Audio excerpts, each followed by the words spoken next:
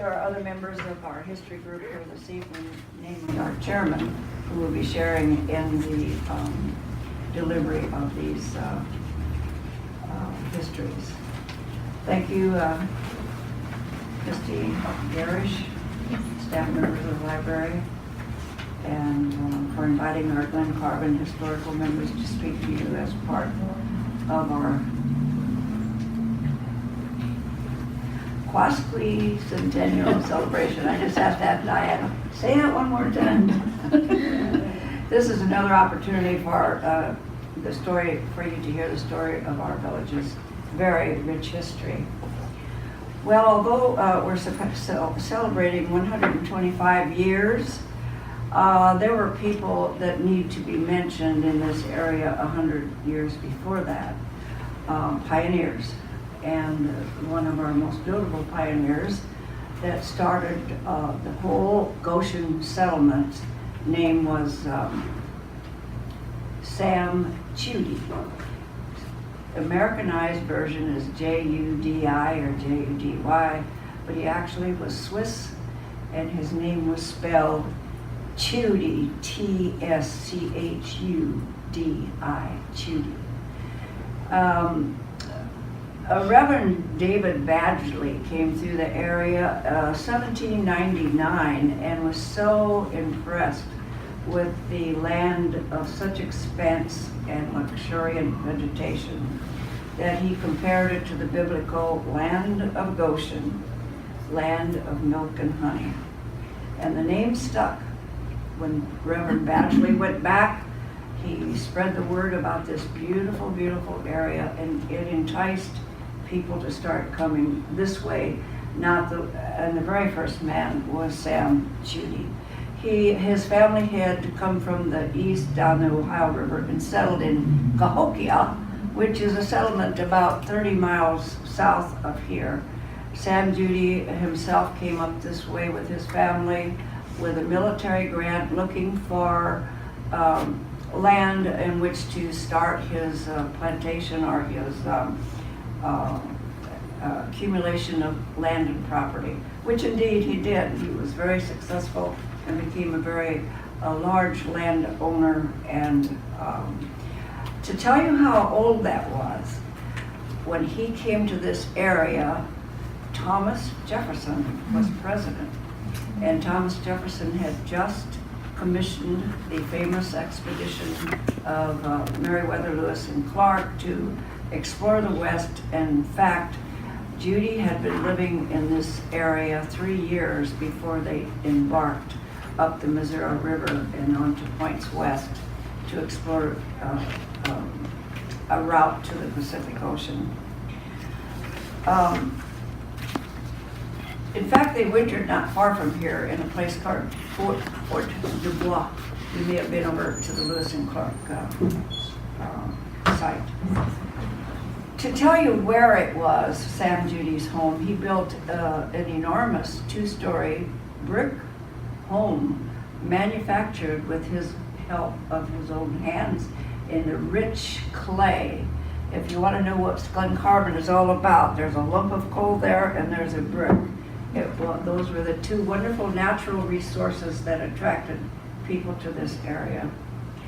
But Sam Judy built his home, if you go under the covered bridge and down West Main Street towards 159, just before you enter, or 157, just before you turn right or left onto 157, look straight ahead, and you'll be seeing approximately the site of Sam Judy's home. It was a large 2-story handmade brick home with turrets for fortification, and yes, there were still hostilities in the area. He was a very energetic and industrious man and loved racing horses.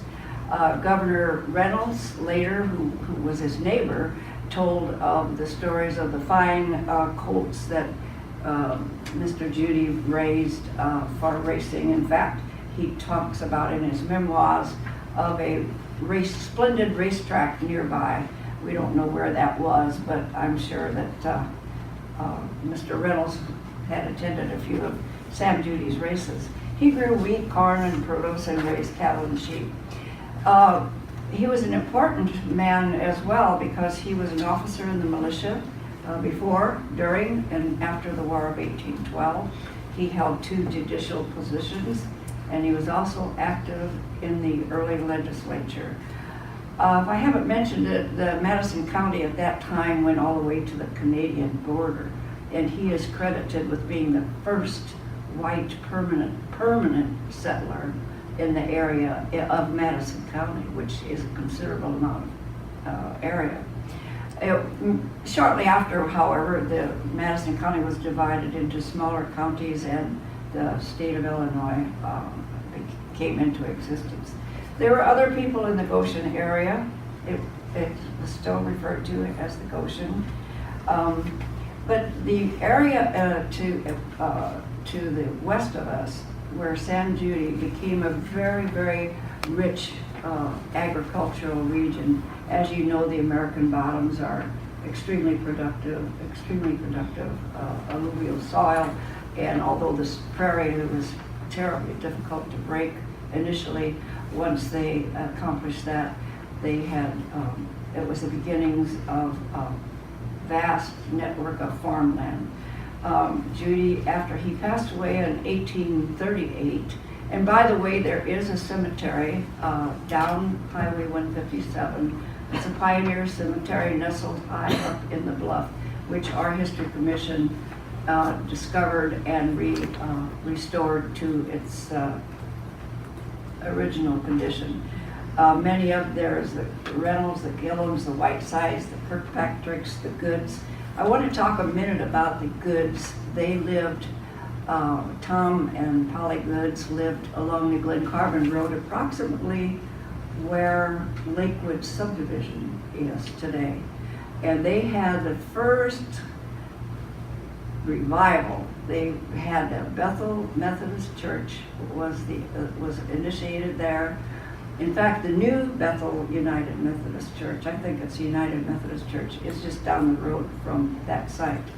But the very first one had this amazing revival led by none other than William McKendry, who would go on to become president of McKendry College, which was the first, I think, university in Illinois. Well, after Sam died, Sam Judy died, his wife married into the Peters, and that's the beginning of the area that we know today as Peters Station. The Garden Kingdom, for those that may not realize it, that whole area is known to us old folks as Peters Station. It was never incorporated as such, but that's what it was known as. Mr. Schumacher, whose name you will hear later, Gottlieb Schumacher, there were 3 railroads went through the Peters Station area, and Mr. Schumacher built a general store which provided goods and services to all the people living in the area. And he will enter the picture a little bit later as the village of Glen Carbon begins to develop. Much of the development in Glen Carbon Old Town area over the next decades was concentrated along a road that would become Glen Carbon's Main Street. In 1853, William Yonda, a blacksmith, built a log cabin along that road where he and his wife Anna raised 10 children. This is the Peters Station. I forgot about the slides. This is the Peters Station. And that building on the far left is Mr. Schumacher's building, I think. I think that's it. Does that look right, Diane? So their son Frank Yonda, they raised 10 children, and the Williamses are here to attest what a tremendous job of restoration that the community did with, under the leadership of Bob Williams. He's here somewhere, to restore that log cabin to fairly close to its original condition. One of his children, Frank Yonda, served as mayor of the village from 1933 until 1935. Meanwhile, east of the village, other immigrants were farming, and they were mostly from Eastern Europe and Bohemia, and they tended to settle near one another and would become known as Glen Crossing. Many of them had been farmers in Bohemia, and they continued that occupation here, besides getting work in the coal mines. There were blacksmiths, laborers, saloon owners, mechanics, merchants.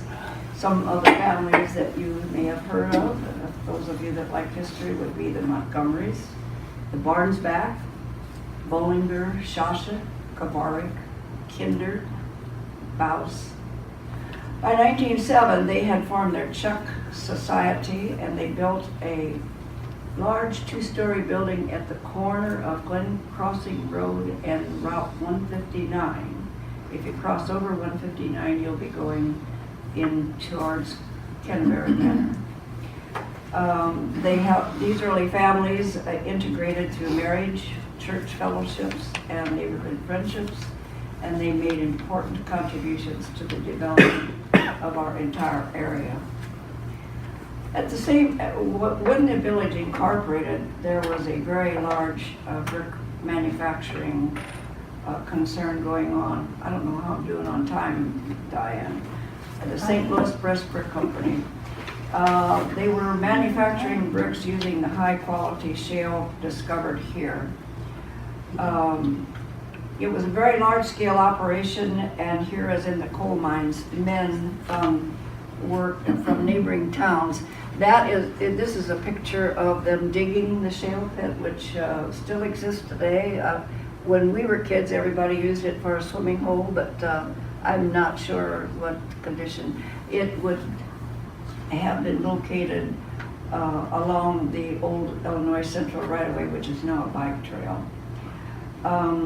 Older residents were so proud of their brick making, and they insisted that many of the bricks used in making the 1904 World's Fair were manufactured right here in Glen Carbon.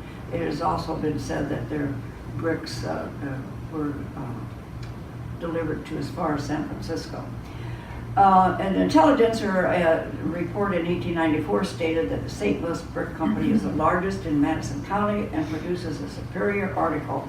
In fact, the Chicago mayor sent his council members down here to see what this was all about, as Chicago was growing and expanding, and they liked what they saw, the product so well that they passed an ordinance back in Chicago saying that any of the new material used in construction in the city of Chicago had to be at least equal or not inferior to the ones being manufactured in Glen Carbon.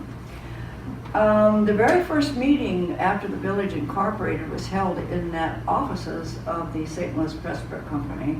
In fact, our very first village president's name was George Bonsek, and he was in charge of operations at the brickyard. And our old friend Gottlieb Schumacher, who had the general store from the old Peter Station community, was one of the first trustees. Imagine the air of excitement with a young, booming community. Glen Carbon was booming when it incorporated. There was new construction everywhere. It was teeming with people from origins worldwide and streaming into a settlement less than 2 square miles. The brick company erected houses for their employees. A handsome hotel was constructed, but unfortunately was destroyed in the 1990s. The brickyard itself was destroyed by a fire from which it did not recover in 1906. And so there again, the men had to find work in neighboring communities. But we will end the brickyard story on a happy note. A quote, an article we found in the Edwardsville Intelligencer. In July 1899, Glen Carbon will have what will be the biggest picnic ever. The Edwardsville City Band will attend in a body and assist in the jollification. It will begin with a parade at 10 o'clock, and there will be a live bird shoot to which the crack shots of Edwardsville, Glen Carbon, and Collinsville will compete. Underground remains of the brickyard were found in 1992, I think, 94, when the property was being excavated. We do have an exhibit at the museum of some of the bricks, beautiful bricks, decorative bricks that were made by this company. as well as pictures of the employees. Now the coal mine.